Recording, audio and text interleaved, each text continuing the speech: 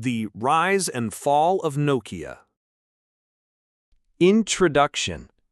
The Nokia ringtone that ruled the world. Do you remember this sound?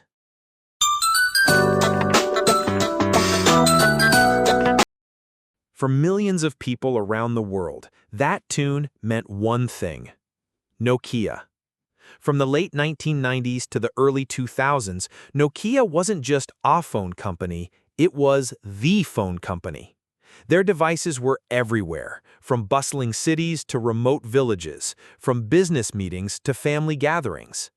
The Nokia 3310, with its legendary durability and the game Snake, became a cultural icon. Nokia once held more than 40% of the global mobile phone market, a position of dominance rarely seen in history. And yet just a few years later, Nokia collapsed. A giant that seemed untouchable fell, almost overnight. This is the story of the rise and fall of Nokia, a story of innovation, success, mistakes, and lessons for all of us. Chapter 1. Humble Beginnings. Our story starts in Finland in 1865, not with phones, but with paper. A Finnish engineer named Fredrik Idestam opened a pulp mill by the Tammerkoski Rapids. Later, another mill was built near the Nokian Virta River. That river gave the company its name, Nokia. For decades, Nokia was not a tech company at all. It expanded into rubber, cables, boots, and tires. By the mid-20th century, Nokia was a mixed industrial company, producing everything from paper to electronics.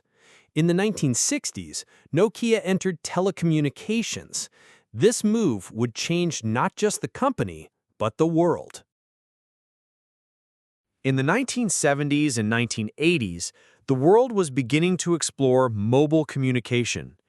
Large car phones and bulky devices existed, but they were expensive and impractical. Nokia, through its electronics division, started investing in radio technology and mobile networks. By the 1980s, they were part of the Nordic Mobile Telephone System, one of the world's first international mobile networks. Then came a breakthrough. In 1987, Nokia launched the Mobira Cityman 900, a mobile phone famously nicknamed the Gorba, after Soviet leader Mikhail Gorbachev used it to make a call from Helsinki. Suddenly, Nokia wasn't just a Finnish company, it was becoming a global brand. Chapter 3. The Rise of a Giant. Through the 1990s, Nokia transformed itself completely. It sold off its tires, rubber, and paper divisions and focused almost entirely on telecommunications. This bold move paid off. Nokia's mobile phones were smaller, lighter, and easier to use than most competitors. Their slogan, "Connecting People," wasn't just advertising, it was a mission. Nokia phones became known for three things: simplicity, reliability, and durability. In 1992, Nokia released the Nokia 1011, one of the first GSM phones. In 1994 came the Nokia 2100 series, which introduced the world to the iconic Nokia ringtone. By the late 1990s, Nokia had captured the global market. People from London to Lagos, from New Delhi to New York City were carrying Nokia phones. They weren't just gadgets, they were lifelines. Chapter 4. The Golden Age. The early 2000s were Nokia's golden age. The Nokia 3310, launched in 2000, sold over 126 million units. It was cheap, strong, and its battery lasted for days. The 3310 became a legend. Drop it, and the floor cracked before the phone did. Nokia dominated the mobile phone industry with models like the 6600, N-series, and communicator phones. By 2007, Nokia controlled over 40% of the global mobile market, a staggering figure. They weren't just selling phones. They were shaping global culture. Games like Snake became worldwide phenomena. The Nokia ringtone was the most recognized sound in the world. In those years, Nokia was more valuable than companies like Apple and Samsung combined. But, as history teaches us, the higher you rise, the harder you can fall. Chapter 5. The Storm on the Horizon. In 2007, something happened that would change everything. Apple introduced the iPhone, a sleek, touchscreen smartphone that combined phone, internet, and entertainment in one device. At first, Nokia executives weren't worried. They believed their dominance and experience would keep them ahead. After all, Nokia had smartphones too, the N series with Symbian OS. But there was a problem. While the iPhone offered a smooth, intuitive experience, Nokia's software felt outdated. Symbian was powerful, but it was complicated, clunky, and not user-friendly. Meanwhile, Google launched Android, an open-source operating system that other companies, Samsung, HTC, LG, quickly adopted. The smartphone era had arrived, and Nokia was not ready. Chapter 6. Mistakes and Missteps. Nokia's decline wasn't caused by one mistake. It was a series of missteps.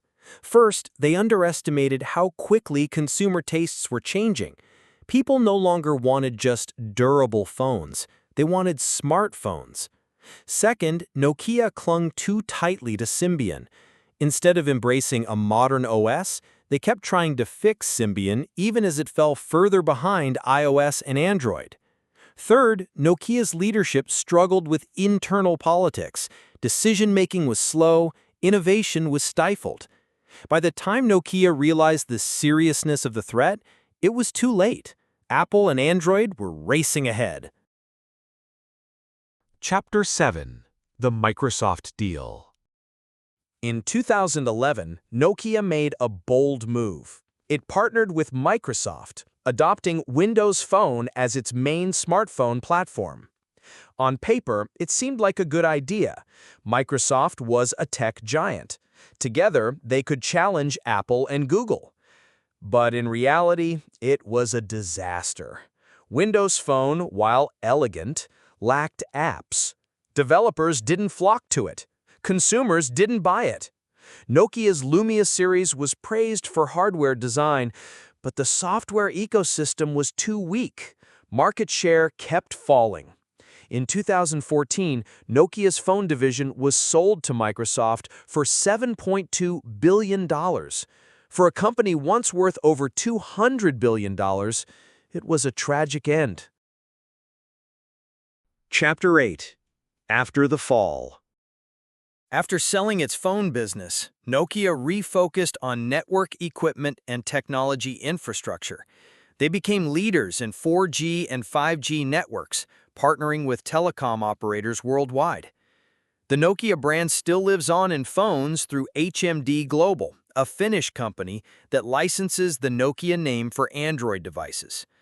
Some nostalgia-driven models, like the re-released 3310, found attention, but the magic of old Nokia never returned. Nokia today is a respected tech company, but no longer the ruler of mobile phones. Chapter 9. Lessons from Nokia. What can we learn from Nokia's story? Adapt or die. The world changes fast. If you don't adapt, even giants fall. Software matters. Great hardware alone is not enough. The user experience defines success. Never ignore disruption. The iPhone and Android were not just competitors, they were revolutions. Nokia had the resources, talent, and brand power to lead the smartphone era.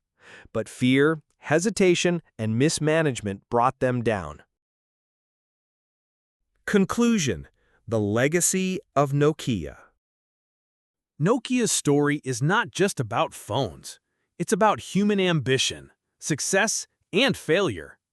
For many of us, Nokia was our first phone, our first text, our first ringtone.